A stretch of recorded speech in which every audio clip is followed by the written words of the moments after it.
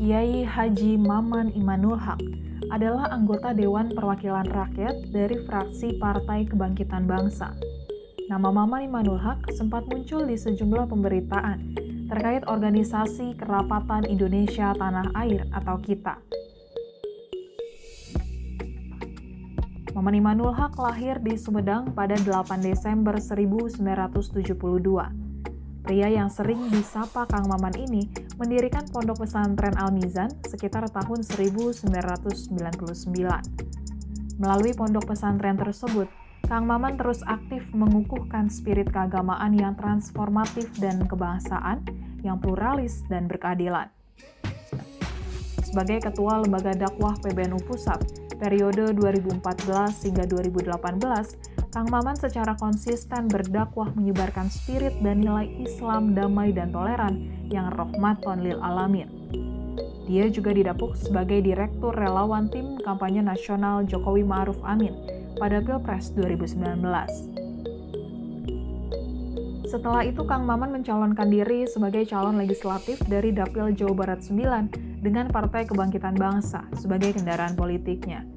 Ia pun terpilih menjadi anggota DPR RI 2 periode pada 2014 hingga 2018 dan periode 2019 hingga 2024. Kemunculan KITA disebut-sebut sebagai organisasi yang dibentuk untuk menandingi koalisi aksi menyelamatkan Indonesia atau KAMI. Dalam wawancara khususnya bersama Tribun Network, Maman menjelaskan apa dan bagaimana kita bergerak serta menanggapi anggapan bahwa kita adalah organisasi tandingan kami. Assalamualaikum warahmatullahi wabarakatuh. Salam damai sejahtera buat kita semua. Ketemu lagi dengan saya, Febi Mahendra Putra, Direktur Pemberitaan Tribun Network. Kali ini saya akan ngobrol dengan seorang kiai muda yang lagi naik daun karena berbagai aktivitas yang padat belakangan ini. Beliau adalah Kiai Haji Maman Imanul Haq. Posisinya dalam konteks ini adalah sebagai Ketua Umum Badan Kebijakan Kerapatan Indonesia Tanah Air yang lebih dikenal sebagai KITA. Selamat malam Pak Kiai. Alhamdulillah, selamat malam dan selalu bahagia, Mas Febi. Sehat Pak Kiai? Baik, alhamdulillah. Alhamdulillah kalau gitu. Pak Kiai, akhir-akhir ini ada dua singkatan yang sama-sama ngetop. Yang satu kami, tiba-tiba kemudian Kiai Maman bikin organisasi kalau disingkat jadi KITA. Seolah-olah kami dan kita ini merupakan counterpart.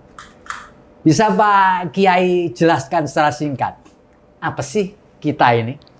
Ya, KITA itu adalah koalisi independen dari relawan-relawan Jokowi Ma'ruf Amin yang mendukung dari mulai 2014 dan 2019. Sekitar 75 relawan yang bergabung dan tujuannya adalah sederhana, mengawal tujuan berbangsa dan bernegara. Bahwa ada kemunculan kita setelah kami, itu sebenarnya bukan reaksi dari kami. Jadi kebetulan aja gitu? Iya, momentumnya pas dan itu menguntungkan juga kita sebenarnya dari sisi itu. Tetapi kita punya konsep yang disebut oleh kami sebagai wacana. Wacana itu kita kembangkan bagaimana kita mengawal tujuan berbangsa dan bernegara. Bagaimana visi misi NKRI ini betul-betul kita jaga. Bahwa dulu kita pernah mendukung Pak Jokowi Ma'ruf Amin, tetapi setelah beliau jadi presiden, wakil presiden, kita tetap eksis di tengah masyarakat dan bergerak. Nah, kita pun punya wicaksana atau reposisi. Reposisi pertama adalah seluruh relawan Jokowi Ma'ruf Amin harus memformulasikan diri menjadi relawan bangsa atau wirabangsa.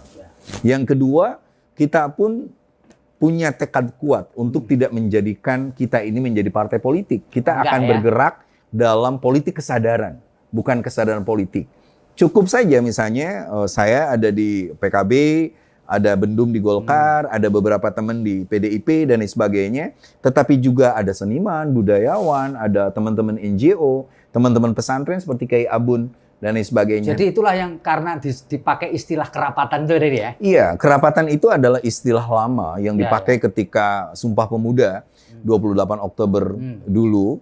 Nah, kita pakai dengan istilah baru bahwa saat kita disuruh menjauh, berjarak oleh COVID ini, kita disuruh untuk merapat secara jiwa.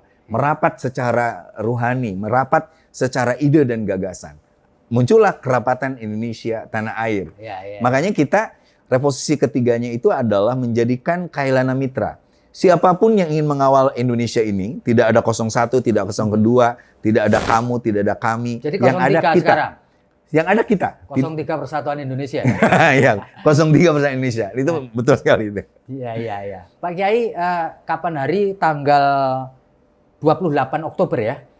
Lakukan musyawarah di Bandung. Ya, betul. Lalu menghasilkan rekomendasi yang disampaikan kepada Presiden Jokowi. Jadi apa sebenarnya yang menjadi inti dari rekomendasi yang kemudian disampaikan kepada? Yang pertama, kita ini kayak pas saja. Ketika kita deklarasi tanggal 19 Agustus 2020 itu bertepatan dengan 1 Muharram.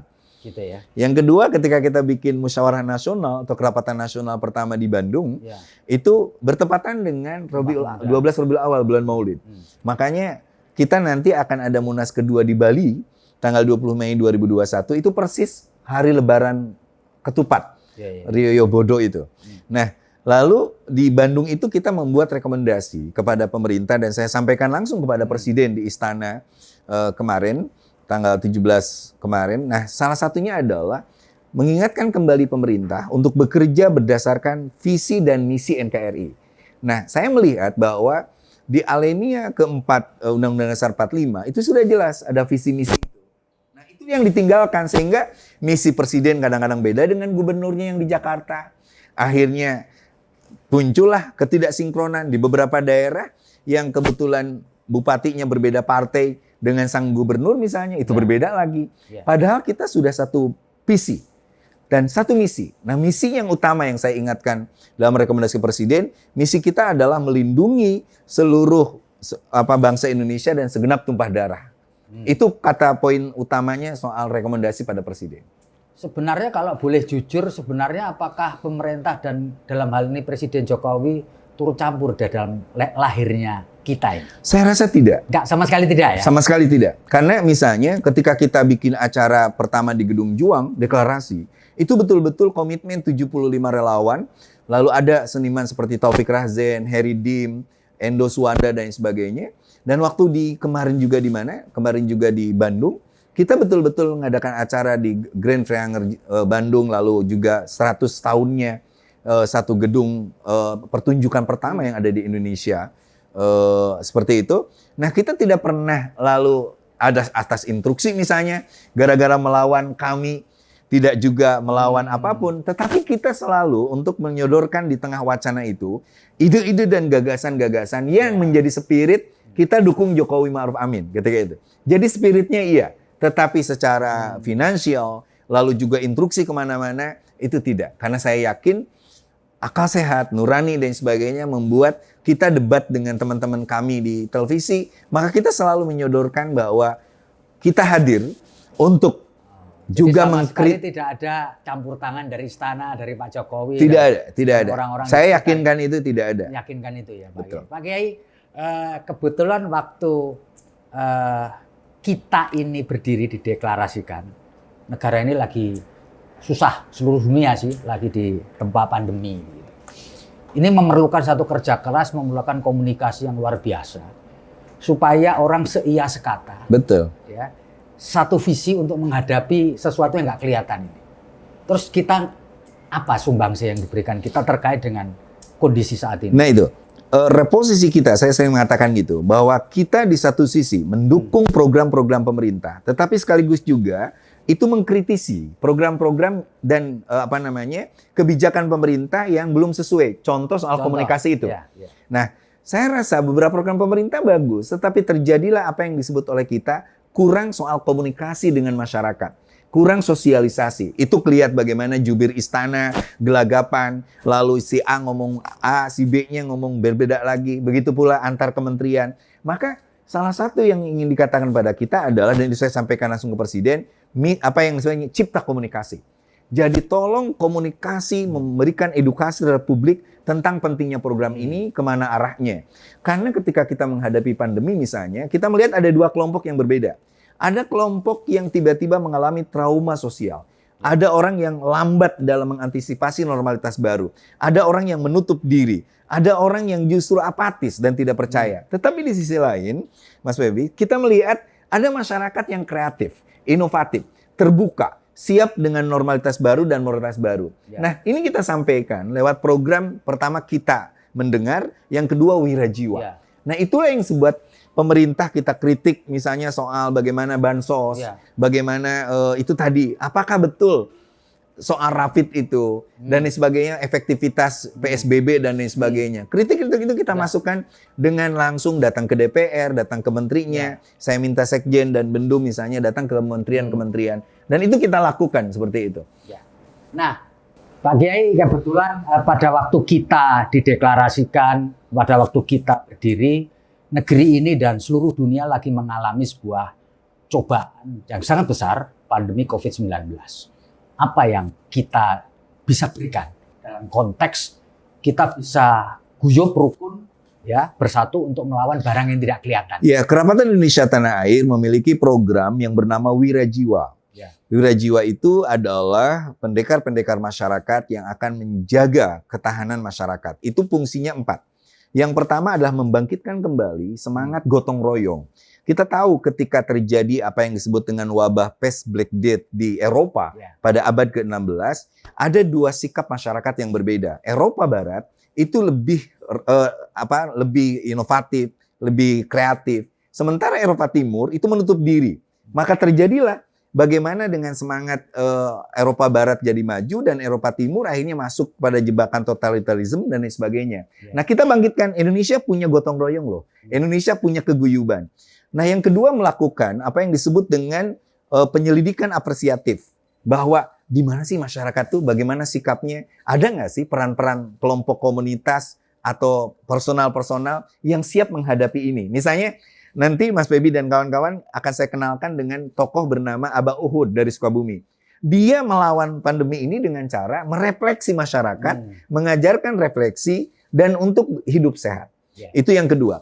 Nah, yang ketiga, kita pun melakukan apa yang disebut dengan penelitian secara sosiologi, juga dampak dari politik, edukasi terhadap masyarakat. Karena ada masyarakat misalnya, seorang nenek lewat ke saya tanya, dari mana Nek?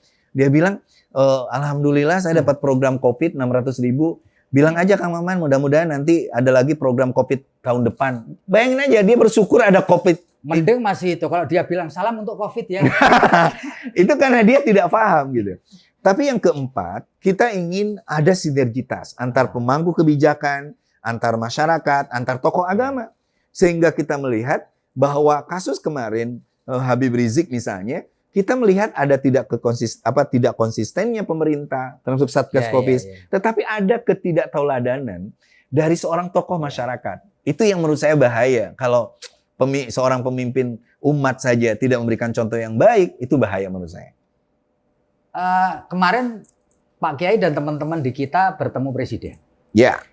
Apa reaksi atau tanggapan Presiden terkait dengan lahirnya kita? Kan tentu beliau kan punya reaksi ya. Termasuk rekomendasi yang disampaikan kita kepada Presiden saat itu. Iya, sebenarnya ketika kita sudah terus memenuhi ruang publik, media melawan kami, itu sudah ada reaksi dari istana, terutama dari para menteri. Gimana itu? Mereka banyak mengucapkan terima kasih bahwa ada yang menyodorkan bahwa pemerintah punya kebijakan, ada prestasi juga dan lain sebagainya. Artinya dalam penanganan COVID-19 misalnya, kita tidak melihat pemerintah itu diam. Pemerintah melakukan berbagai cara, membentuk satgas dan lain sebagainya. Nah, ucapan terima kasih itu saya dapatkan dari beberapa menteri sekaligus, dan itu ada respon dari pemerintah. Nah, yang kedua, kalau dari Pak Jokowi sendiri? Jokowi mengucapkan terima kasih dengan istilah cipta komunikasi. Saya bilang cipta komunikasi ini Pak diperbaiki. Nah, termasuk juga dengan kalimat wirajiwa dan lain sebagainya. Yang pasti dia bilang kita harus yakin Indonesia di 2025 akan menjadi negara maju asal kita bisa keluar dari COVID-19 ini dengan semangat kebersamaan, keadilan, dan juga keselamatan. Nah, saya masih ingat bahwa kritik saya soal kerumunan kedatangan HRS itu salah satunya adalah soal bahwa keselamatan rakyat adalah hukum tertinggi. Dan itu ternyata diucapkan oleh Presiden Padahal kalau kita lihat track online-nya, itu duluan saya yang ngucapin, setelah itu presiden ngucapin. Nah itu paling tidak masukan penting bahwa kita akan dukung pemerintahan ini untuk menghadapi COVID-19, menjaga stabilitas juga agar kita tidak terpuruk, dan saya yakin kita bisa keluar dari situasi ini. Di tengah situasi pandemi ini, kegaduhan ternyata tidak berhenti. Ya, kegaduhan politik malah lebih tinggi. Nah, kegaduhan yang berlangsung belakangan ini adalah ketika seorang panglima daerah militer di Jakarta lalu mengambil satu keputusan untuk menertibkan baliho, termasuk polisi kemudian mengikuti di berbagai daerah, termasuk tracing di wilayah-wilayah yang diduga kemarin terjadi kerumunan. Kita melihat itu bagaimana? Ya, saya mengatakan bahwa yang pertama ya, tidak boleh terjadi lagi pembiaran seperti yang terjadi ketika pulangnya Habib Rizik, lalu acara di Petamburan, di Megamendung, tersebut di Tebet. Ya. Pembiaran itu akan menjadi presiden buruk bagi masyarakat dan akan menyakitkan kepada para medis yang berjuang di depan, anak-anak didik yang hari ini terus di rumah, orang yang di PHK dan sebagainya. Itu poin pertama. Ya. Yang kedua, respon dari TNI dan Polri, terutama Polri, menurut saya adalah respon yang memang harus dilakukan. Harus dilakukan. Walaupun itu sedikit dalam tanda kutip terlambat, tetapi pencopotan Kapolda Metro Jaya, Kapolda Jawa Barat, lalu Polres Bogor dan juga Polres Jakarta Pusat, ini sesuatu yang harus menjadi peringatan bahwa nanti yang dicopot bukan hanya Kapolda-Kapolda tersebut, tapi siapapun, dimanapun, daerah apapun yang melakukan pelanggaran terhadap protokol kesehatan itu harus ditegakkan, seperti itu.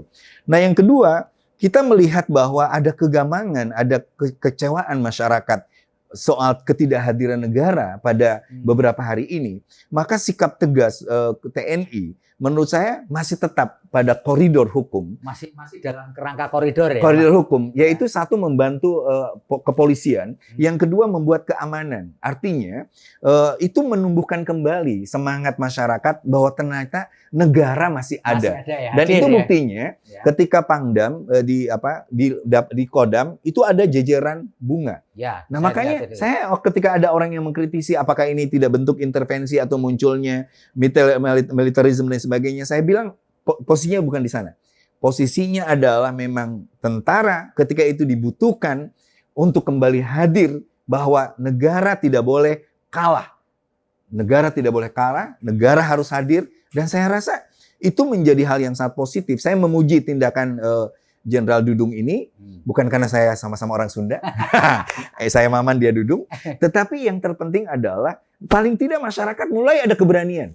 Setelah ada keberanian untuk lalu menolak kerumunan, menolak juga caci maki di depan publik dan sebagainya, ini menjadi momen penting dan saya rasa tidak akan berlanjut lebih jauh. Jadi konteksnya bukan kembalinya fungsi ABRI, saya rasa enggak lah. Kembalinya militer ke panggung politik, bukan ya? Saya rasa enggak. Konteksnya tidak ke sana ya? Saya rasa apa yang dilakukan oleh Pangdam, dia membaca suara rakyat. Dia membaca suara masyarakat yang pesimis. Dia membaca tangisan para medis. Dan ya, itu yang paling saya khawatirkan kemarin.